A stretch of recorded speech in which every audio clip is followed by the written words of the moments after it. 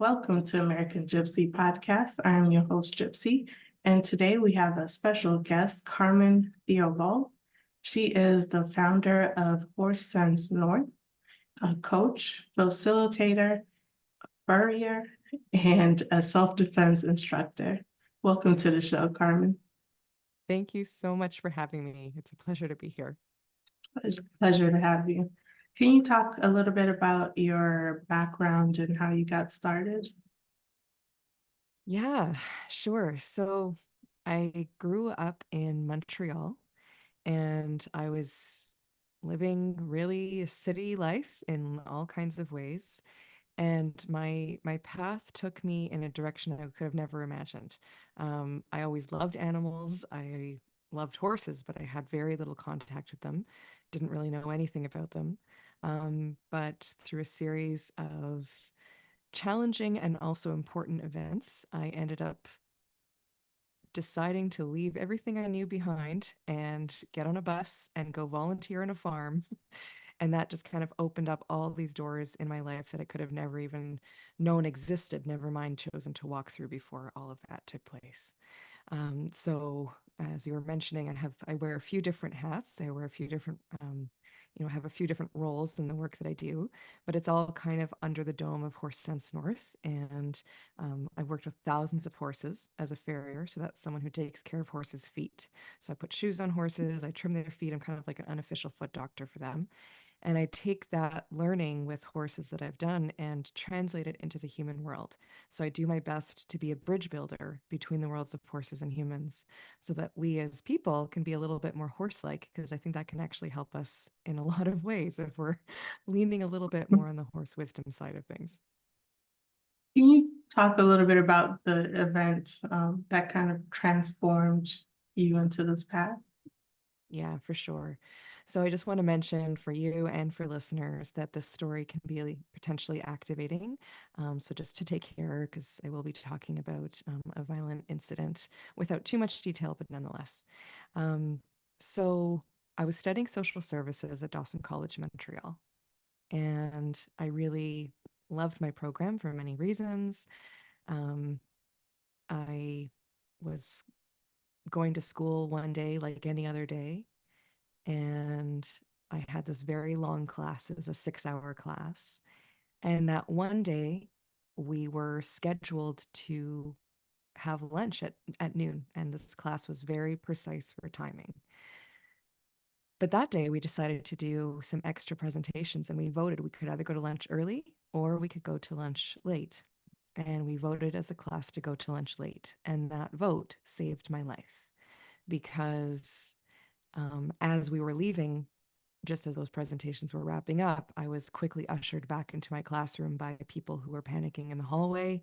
I started hearing some distant screams and shouts, and I couldn't really make sense of what was going on until it registered what was happening. And that day, there was a school shooting happening at my college. Mhm. Yeah. So I went back into my class, and with my classmates, we hid in our darkened room under the desks for 45 minutes and hearing everything that was going on. The shooter was getting closer and closer to where we were. And I truly believed that that was going to be my last day. I really thought that this was going to be the day I died. And there was some part of me that kind of almost accepted that in that moment. It was a whole process and range of emotion that happened. But then when I didn't, and we actually had police come in and sneak us out in this very quiet way, and we got outside and I was safe and I was had the sunshine on my face and I took this deep breath of air and it was truly life-changing to feel so alive when I thought I was so not going to be. And it really helped me, not that I want to say that the shooting was a good thing, because it wasn't, of course.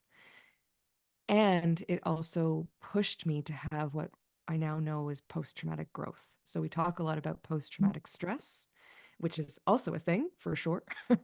Yeah. um, and something else that can happen, whether it's right away or in time, is that we can have post traumatic growth.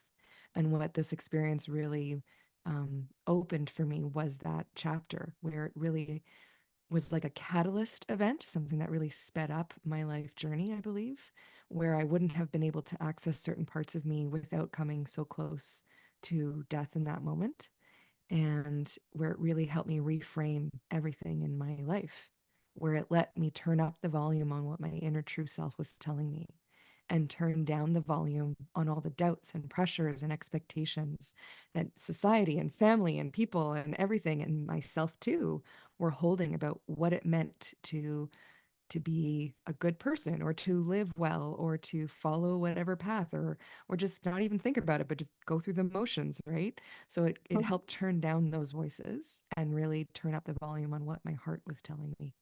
And what my heart was telling me was that I honestly just didn't want to be in school anymore. That might seem obvious to some people hearing about what I experienced, but to be truthful, it wasn't because of the shooting. I think in lots of ways I had known and felt that I didn't want to be in school for some time. I wanted to be able to leave the home that I had grown up in. I wanted to be able to leave the city. I wanted to be able to follow a completely wild and willy path that I didn't know where it was going to take me, but I had never even really planted seeds there, never mind even, you know, kind of found the courage to listen that that was really something that was going on for me. I just kind of kept pushing it to the side or pushing it down. And this experience let me turn the volume up on that to actually leave school and go, leaving the city, leaving all my family and friends and everything I knew behind. I did leave with my friend, now my husband, but that was another part of the journey that we can chat about or not. But it was just wonderful to be able to have the courage to say yes when he asked me to go traveling. And I think that in any other circumstance, I definitely would have said no for so many reasons. I would have wanted to finish my degree. Would have been too uncomfortable, too nervous, too vulnerable, all these things. And I found a lot of courage that day. What gave you, I was gonna ask, what gave you like the courage and the strength to kind of follow this unknown path? I'll say, first of all, it's not that it all happened all at once in one day. However, that moment when I got outside and I realized I was safe, I do feel like there was a significant shift all at once. And then there was kind of this progression of little moments of feeling a little bit more in touch with my true self, whether it was someone calling to ask if I wanted to go out when I didn't really want to go out, I'd just say no, or the opposite. If I really wanted to go, but maybe I was feeling nervous, I would say yes, in some small examples like that. Um, but when it came to the big life decisions, I think what helped me really have that deeper sense of courage and access to my true self was having the contrast to recognizing that life is just so short. It can be so short. Like it's something I knew, but it brought it into my body in a different way. I experienced it at a very visceral level, how short life can be, how quickly it can be taken away. And so this life that we have, this precious life, is the only one that I get to live, at least in this consciousness. I don't know what people's beliefs are, and that's okay, whatever they are. But regardless of our belief systems, this is the life I'm living. This is the life we're all living. And so, can I make the most of it?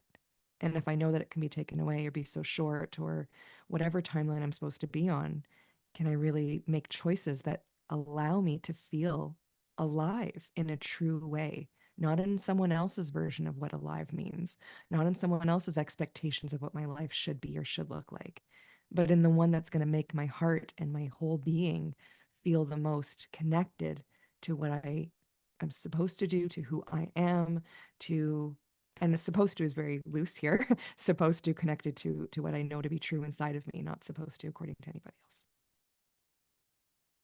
Sure. And how did the going into a horse farm come about? Is that something you always wanted to do, or somebody No, brought up definitely the not. idea? I mean, I really do. I love animals and I always have from the time I was very little. Um, But what happened was that I just felt this super big draw to being part of nature and being closer to nature. Mm. And so I found this program called WOOF, which is Worldwide Opportunities on Organic Farms. It's also known as Willing Workers on Organic Farms. So you can sign up for a country and you get a list of all the farms that are willing to be hosts. And it was very cheap at the time. I think it's still super affordable. And it's not like a structured program where they say, now you're going to go here and then you go here. They don't have a plan for you. You just get a whole list of where you could possibly go and volunteer. And then in exchange, the farm offers you room and board, and you get to learn something new and give back and be closer to nature and just have a really different experience of life. You can pick a country anywhere in the world. I am not a representative for WOOF. I'm just sharing about them because I think it's a super cool program. And that's what I learned about. So I signed up for Canada and I planned on going across Canada all the way to BC, whether it was with my friend the whole way or not. Um, but it turns out that we went to this first farm that really drew me in because of the description, because it had horses, because I was just, having all these imaginings and visions of horses. And really, a lot of the visions I was having, or, kind of hopeful imagination about it, was so much to do with the sense of freedom, so much to do with the sense of empowerment that I just sensed from a distance energetically in my body. The experience that I had was, although very different, helping me get there. And I think metaphorically, horses can really help us access more of this sense of freedom in who we are, access more of this healthy power of really standing strong in who we are, but keeping our heart open. And yeah, so anyway, I went to that first farm and I thought I was going to be there 2 weeks. I ended up being there almost 2 years.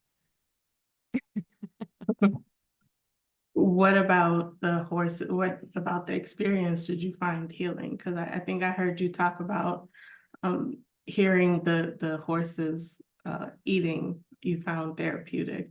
And I know Yeah. like different sounds can be healing. So what about that you found healing? Oh, cool. Yeah, I love that you're bringing that up. So, the first night that I was at this farm, thinking still it was just going to be a little 2 week stint, I was offered the opportunity to go feed the horses with the owner at night. And we go to her barn there were 24 horses at the farm, and there was a big, big barn with all these horses in it. And as she's feeding them their grain, of course, I wasn't any help at all. I was just standing there, not knowing what to do. And I was in this space where there was all these massive beings, 1,000 pounds, 1,500 pounds, and they're eating their hay and they're eating their grain. And the sound of chewing was so deeply impactful. And I have to say, the sound of humans chewing, it is very impactful for me, not in a good way. I do not enjoy that. But hearing the horses chew was a completely different story. It's like something in my cells shifted, and I just had this deep love and yearning and longing to be with them. And just the sound was so soothing and therapeutic. And I just felt like something at a cellular level had been changed forever. Yeah, that's very interesting. We might need to research that, see if it's something. I think all the sounds of nature, horses Yeah. included, very much so, are very soothing. And there is a lot of research to support that. As far as horses, it's just one of those moments that I felt almost invited to really lean into life with them. And it was just the first entry point, very impactful entry point, but entry point nonetheless into this world that I really knew nothing about, but that I just felt so deeply connected to. And I was also afraid. I want to say that too. These big beings, these big horses, I did not know how to be around them or what to do with them. And a lot of the horses at this particular farm were not well behaved. Um, they had a lot of challenges, and often people like me who knew nothing about them were handling them. So they kept learning and having that be reinforced that they were really the ones calling the shots. And so it's not that they were, taking advantage of it in this malicious way. It's really from this position of finding a sense of safety, where they're like, well, if you're not going to be a good leader for me, I will take over because I have to look out for my own safety. And in that process of them kind of taking over, these huge beings can get very dangerous. And then when you try to tell them, oh no, we're supposed to be doing this, they're like, don't tell me what to do. Because they don't actually have that trust or relationship to lean into with you. So I'm working with these horses all of a sudden that, to be very frank, were quite dangerous. There were some significant injuries that happened. I ended up having my shoulder dislocated at one point. And again, it was one of these kind of fork in the road moments of my life where I could have either leaned into fear or leaned into courage. And I chose the path of courage, thank goodness, because it still meant I was afraid. It didn't mean that the fear was gone, but it meant that I was doubling down on learning about why it happened. It meant I was doubling down on understanding what was going on in me, in that horse, in that situation, so that I could hopefully prevent an injury like that moving forward. Because the option of leaning into fear and choosing to walk away from horses was so much scarier. It was so much scarier to move away from what my heart was just exploding, telling me that I needed to be with these beings. And I didn't really get it or understand why at the time. I just knew that if I tried to imagine my life without them, it was depressing. It felt like I was looking into a black void. Like it was just, it wasn't good. So I had to find a way. I had to find a way to understand more and to figure out how to be with them safely and also where hopefully there could be beautiful connection. Almost like they're training you as much as you're training them. 100%. 100%. I especially at the beginning, and I'll say, of course, still today, but in a different way and less intensely. They're always training me in a good way. Mm. They are my teachers, they are my guides. Um, I think that they are some of the best teachers humans can learn from because they help us lean into authenticity, vulnerability, while being very rooted in healthy power. Where if we're kind of giving our power away, if we're playing small, they're going, well, I don't actually feel safe with you because, if there's a threat on the horizon, if there's a wolf or a bear or coyote or whatever that might be, if they can push us around and we're kind of playing small of who we are, then they're going to feel that much more responsible to look after themselves and potentially us, but for sure themselves. So they're not going to have that sense of like, oh, I feel at ease around you, because they're only going to feel at ease around us if we can really embody this sense of healthy empowerment, where we're like, yeah, I can own my space, not in a way where it's controlling you, but in a way where I can connect to you as a healthy, strong person, as an individual, and see that in you as well, where we can really come together as equals, where they invite us to keep our heart open and stay very grounded in our power at the same time. So I just think that they're the most magnificent horses. I know that the most magnificent teachers I've ever had. And I love being able to kind of bridge the world so that others can have similar experiences in a safer way than I did. I know you have a trauma recovery program that kind of works with horses. Can you talk a little bit about that and how that works? Yeah, for sure. So, um, do you mind if I circle back around just to kind of give a little Yeah, timeline? yeah. Because I think that'll help me explain that too. So after working at this farm for quite a while, it was almost 2 years at this firm where I was volunteering. I knew it was time to move on. There was a lot to learn there and a lot of what to do and what not to do. Um, and I needed to find a way to make a living and be on my own as well. And so that's how I got my farrier apprenticeship. So that's when I started working with horses in this very intensive way, going from an intense farm with a huge learning curve, it was like trial by fire, and then into a profession that's also very intensive. So our insurance rates as farriers are the same as military. There's that much risk doing that kind of job because I'm working with horses who are themselves in pain, having had traumatic experiences, not feeling safe. Maybe the last person, the last farrier to pick up their feet and take care of their hooves wasn't very kind to them or even abusive with them. And so there's a lot of factors that are going to make them not want to have their feet done. And so learning to work with them in this kind of intense pressure cooker way, not that every horse is feeling upset about it, but a lot of them don't feel comfortable, and a good portion feel very resistant. Fair enough, right? Just like us. Yeah. Fair enough. So learning to work with them in this kind of way taught me so much about myself, taught me so much about them, of course, and about relationships in general, which include how do we respond to one another when we don't feel safe? How do we support each other to feel safe again? And how do we develop connection that feels authentic and meaningful? So it's all about building relationship. And I'll see the same horse every 4 weeks, every 6 weeks. So I'm really seeing and kind of having this progression of relationship development or deterioration, depending on how things are going. And so it's this constant learning in this very intensive way. When I left Montreal to go on this path of working on a farm, and of course, I didn't know the farrier thing was coming, but I really left Montreal, leaving my social services background, thinking that I was leaving the world of people, hopefully forever.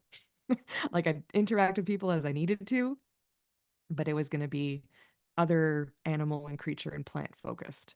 And what the horses did for me in this kind of very intensive way was lead me back around to the world of humans. Because as I learned more and more about myself and relationships with others and saw how my human relationships were also shifting and changing as I got more skilled and experienced with the horses, I realized that it was time to kind of reintegrate my background in social services as well. So that's what got me trained to do a specific kind of work with horses. It's not just my personal lived experience. I've also been certified with several amazing mentors and teachers. And that allowed me to develop different kinds of work that we do with the horses here. So we now have a trauma recovery program that we offer for first responders and military, that we run several of them, and it's just been phenomenal. And we also do individual sessions and private workshops for people. Sometimes it's like a group of 2 or a group of 4. We always keep it really small group. And it's the way to support horses through their own trauma recovery is really the same for us as humans.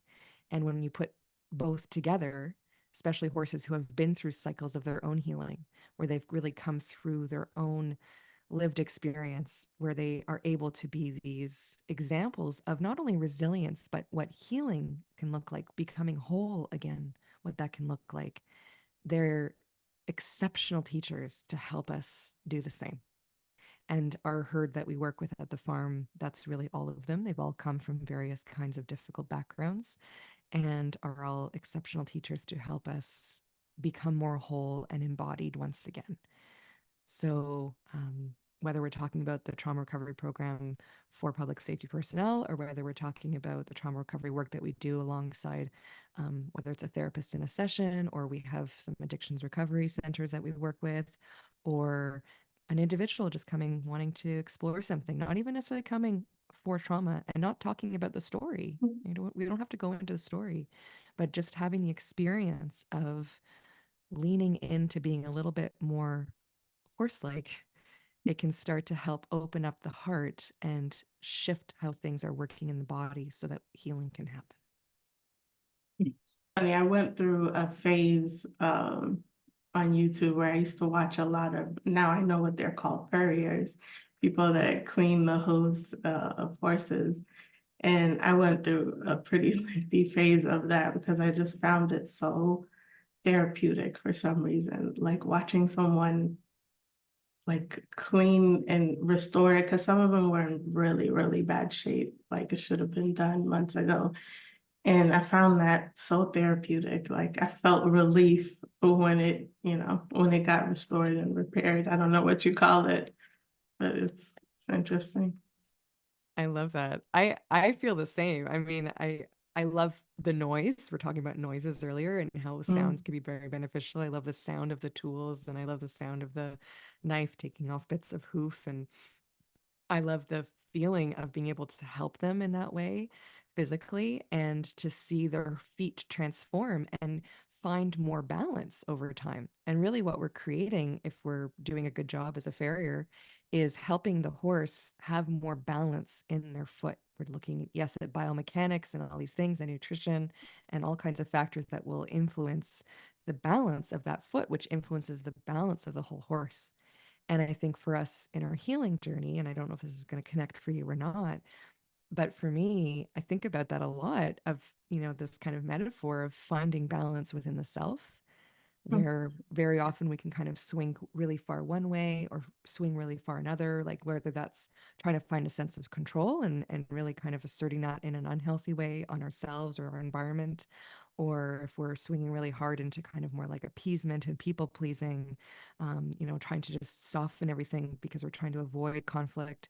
If we're really leaning so hard into conflict because that's our way of trying to find some sense of safety, whatever it is, we're always kind of swinging on these pendulums, trying to find a sense of safety.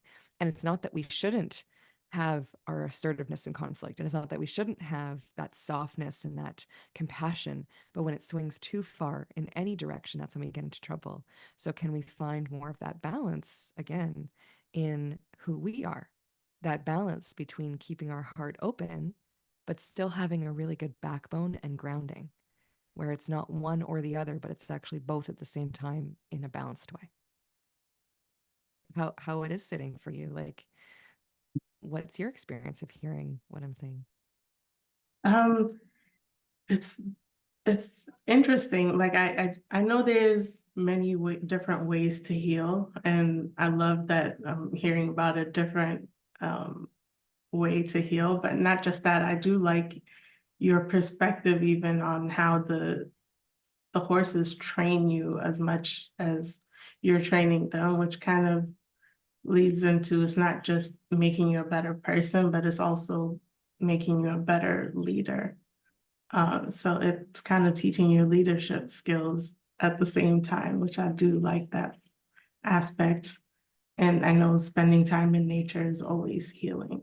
It's a very interesting mix of, and I love how you're mixing your background in like a more um, therapy or social work type thing into you're like combining two different things and you found how to make it work. And it's just really interesting. I love it. Oh, thank you. I appreciate that. And I love that you're mentioning leadership because I think it is about leadership for sure. Even in our healing journeys, what is trauma recovery, right? Of course, that's going to mean something very different to everyone. And I invite the possibility that it could really just be about self leadership. How can we really become more whole again with ourselves, which means feeling empowered enough to lead ourselves. That when we can feel something being true inside, that we give that the credit it deserves, that we can lead ourselves out of situations, lead ourselves into situations, lead ourselves to connections with others, because we're not meant to do it alone. It's not about self Mhm. leadership. You're alone in your recovery journey, right? But nonetheless having that empowerment to make those decisions of like, who are my people? Just because I'm in community, is it the right community? Just because I'm in a relationship, is it the right relationship? Is it healthy connection? Right? Having that inner compass that can help us navigate. And if we're struggling, not to judge that, right? Like having that really compassionate, heart-centered leadership for self. When I'm working with a horse who's been through significant amounts of trauma, which again, most have, some much more than others, and I've worked with those quite a bit. When they're having a response that seems really big and out of nowhere, it's never out of nowhere. It's always for a reason. It always makes sense, even if it's inconvenient. It's always fair, even if it's not the goal of where we want to end up being in time. So, can I look at them with that kind of understanding, compassion, still being able to set boundaries with them, still being able to say, it's fair that you're having your freak out, but you still can't hurt me. It's fair that you're having this moment where things are very, very hard, and I'm going to support you as best as I can and also stay safe myself at the same time. So, can I really kind of hold those two truths again, that strength and vulnerability at the same time, where I can really make tons of space for exactly how they're feeling without them being wrong, and also invite them into the next moment, which could hopefully feel a little bit better. And I think if we treated ourselves that way, most of us, once again, just like horses, having come from traumatic backgrounds of some form or another, yes, some worse than others, but does it matter? Right? Like the part in our body that is feeling unsafe, do we need to judge what it is or why it is? Can we just honor the fact that that person or us, we don't feel safe, and have that tremendous compassion for that, and figure out what's the next step that can hopefully create a little bit more safety, a little bit more connection, and not judge the fact that this behavior is coming forward, that it's understandable, it's fair, and it makes sense. Yeah, that's the hardest part, that removing that self-critic, so you can keep pushing forward and not self-sabotage. It's the hardest part. Yeah. Because I think of leadership, even when I'm thinking of leadership, it's really not necessarily having to be a CEO or something like that. It's really just leadership in your life. And all of these things transfer in your personal growth, not just in a career. Totally. Totally. And I think places of work, when they don't understand that everyone is a leader, they really miss out on what's possible, and not only miss out, but have a lot of very harmful workplace dynamics. So, if, yes, of course, certain people have different job positions and titles and responsibilities, but if we really respected and saw everyone as having incredibly valuable contributions, and everyone has the ability to be in leadership roles even without the official titles, now everyone can start to support each other in a very kind of different way. And the whole herd, so to speak, whether that herd is a herd of horses or a team at work or a family or community or a whole organization, the whole herd benefits when everyone feels more empowered, healthy, and whole. And where we can really support that inner leader that we all absolutely have at work and everywhere else.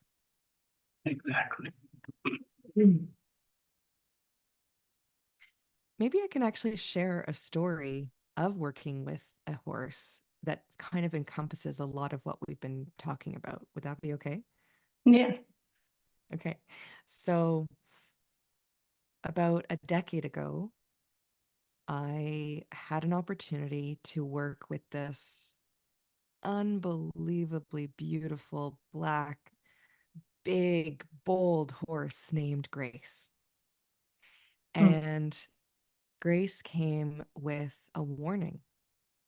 And the warning was that she had been through huge amounts of trauma, and she had a very strong fight response.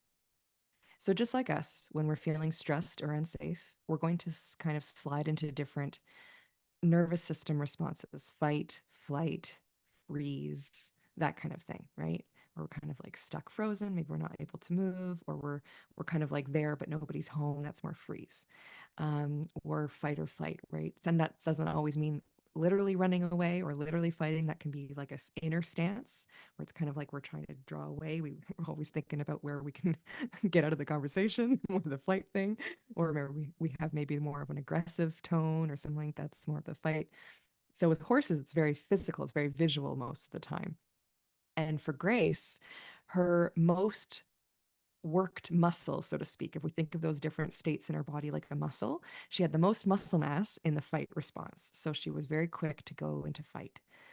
And her background is that she grew up in the RCMP musical ride, which is this kind of section of law enforcement in Canada that has this um, horse program for show.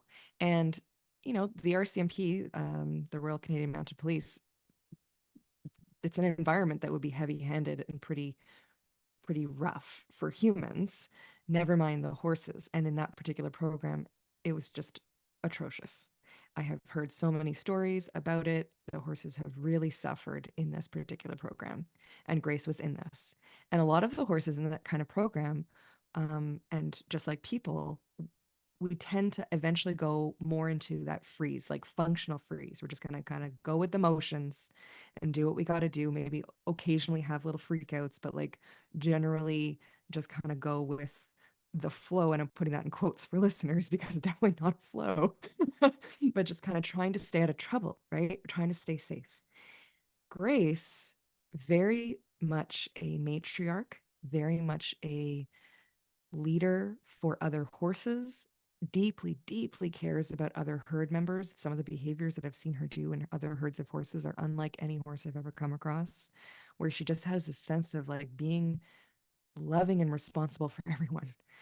And I think that, I mean, people listening might think I'm a little bit nutty saying this, but I really believe that that is part of what pushed her more into that fight response of like mama bear energy, right? And also for her, that was her coping mechanism. Aside from anything else, that was her coping Right. mechanism. So when other horses were, just kind of trying to stay out of trouble and I'll just do the thing, she's going, F you, definitely not. And so when my client, who purchased her from that auction, went to pick her up, she was biting and rearing and striking at the officers who were just trying to put the most basic piece of horse equipment on her, which is a halter. And, for any horse that they all have to learn just to wear that from point A to point B. And she's saying, don't touch me, you mother effers, right? Like, get away from me, because she was so angry. Fair enough, right? She had had so much abuse in that environment and she was done and she wanted nothing to do with them. So when she moved to this other farm where I knew her, it wasn't so extreme because no one was heavy handed with her in that way, but she still did not trust. Fair enough, right? She didn't want to be touched. She would quickly have big reactions to things. If she was loose in an area, which is what I wanted to be doing with her, to be loose in an area, she had a tendency to charge and intimidate the person who was in there. And it was kind of her way of testing, but also releasing a lot of her anger about humans. Like she was just so done with humans. And so she had come a long way since the worst of it, but still, I was warned not to go into this big area with her loose because she had this behavior of being very angry and charging. I just knew that if I was going to be working with her, I needed to have an experience with her that allowed her to have the freedom to do what she needed to do. And I knew that I had enough skill at that point to stay safe, or at least I hoped so. But I knew that if I had her on any kind of restraint, it wasn't going to be the authentic relationship start that it needed to be. And I said, it's okay. I'll carry my own liability. I will go in. And so I walked into this ring and she's milling around at the back end. It's about 200 feet away from me and seeming to ignore my presence, but she's totally not. She knows exactly where I am and what I'm doing at all times. She, again, is kind of just milling around with some grass back there. And then she turns, locks eyes, and charges directly for me. Now, she's one of the biggest horses I've worked with, or one of the bigger ones anyway. She's around 1,500 pounds. Wow. And yeah, she's very tall, very big, very, very broad. And I mean, maybe you can imagine those hoof beats hitting the ground like thunder, really like a bass drum is beating beneath my feet with every step as she's getting faster and closer to me and just locked on me as the target. But I just really had this deep sense, and please don't try this at home, people. If you have a horse charging toward you, I'm also gauging this with a lot of horse experience behind me. But I just knew in my being that it wasn't her trying to hurt me. It was really her trying to test, can I be strong and gentle at the same time? Can I be powerful and keep my heart open and vulnerable at the same time? And basically saying, can I be safe with you? Can you handle me? Can you actually handle all of me? And I stayed really calm and I got really grounded and I put my hands up and I just said, whoa, And she kind of played a little game of chicken for a second. She picked up the pace, and then she skidded to a halt inches from my face. And then we just kind of danced together. I would walk and she would walk. I would stop, she would stop. We would breathe together. Everything was kind of in sync. She just totally leaned into the connection after that moment. And it was because I didn't make her wrong. I still had a boundary, but it wasn't in a way that was punishing. And where I really allowed myself to feel her in my heart, feel her pain, feel her grief, feel her power, feel her beauty, all at the same time. And she ended up becoming my first horse. I thought I was just going to work with her for a one-day experience. I ended up taking her on, and she was the first horse that I brought home to our amazing farm that we get to live at. Now, just because I had a good relationship with her doesn't mean she was just over all the behaviors that were challenging. She still had a lot to work through. And if someone had asked me 10 years ago, would she become a good therapy partner for other people? I would say, I don't think so. I love that idea. I really love that idea. I hope it happens. But also, I have a very big responsibility to keep people very safe. And I don't know if I can do that with her. And yet, after a few years of working together, she did become a therapy partner. In fact, she became the most rock solid therapy partner I have ever had the privilege of experiencing. She did so many cycles of her own healing. She became so open to working with people in an environment that she trusted, because we were setting it up so it was an environment she could still trust. And she really understood when people were coming with a lot of darkness and pain in their past. She really understood the feeling of what that means, but she also understood the feeling of coming through it. And the way that she would show up for people was unlike anything I have witnessed so far. All of our horses do amazing work, absolutely. And I'm so grateful that she was here to teach all of us. Yeah, I She's think no longer with, yeah. Go ahead. no, I didn't mean to interrupt, but I think even for people, I think they make better healers or therapists or whatever it is if they go through some instance, if they've had to overcome challenges, because you can help people a lot better if you've been through some struggles. But your Totally. story kind of reminded me of, I used to breed dogs, not professionally, just a couple of cycles. And one cycle, there was one puppy that had to be separated because the mom kept going after some of her stitches. So I had to separate her and kind of keep her, with me in a bedroom separate from the mom. And so when she grew up, I ended up keeping that one for myself. But when she grew up, she was a little bit more aggressive, at least when she's fine at home, but if I'm like um, walking her around, when she sees other people, she gets really aggressive. And there was a point where we took her to another breeder, and he had her play with another dog, and she was just being aggressive. So he was like, "Step out of the room." And me and my now ex-husband walked out of the room, and all of a sudden she was a different dog. She was very calm and controlled and was playing with the dog. And we realized he basically told us like being with us was stressful. I think me in particular, she was very overprotective. And so like it was stressful walking in the park or where there's other people because she felt like she had to protect me from everything and it was stressing her out. And we didn't realize that's why, she's always pulling and she won't listen. She tries to walk you instead of, following the directions. And we ended up, giving her to that breeder, and she went on to be fine.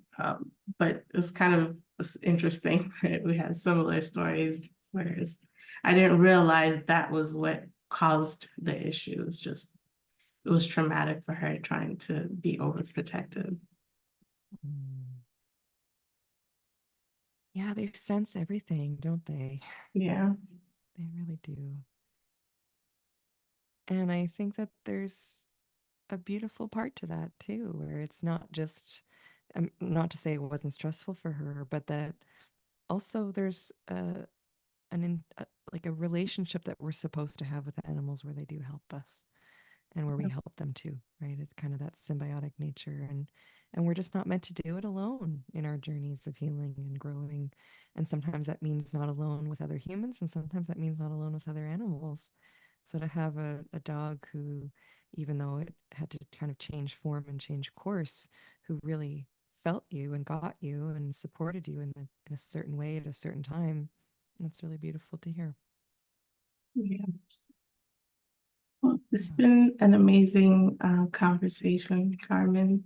Um, Before we close it out, is there anything you want to leave the listeners with, where they can find you? Sure. Yeah. So you can find me. Our website is horsesensenorth.com, HORSESENSENORTH.com.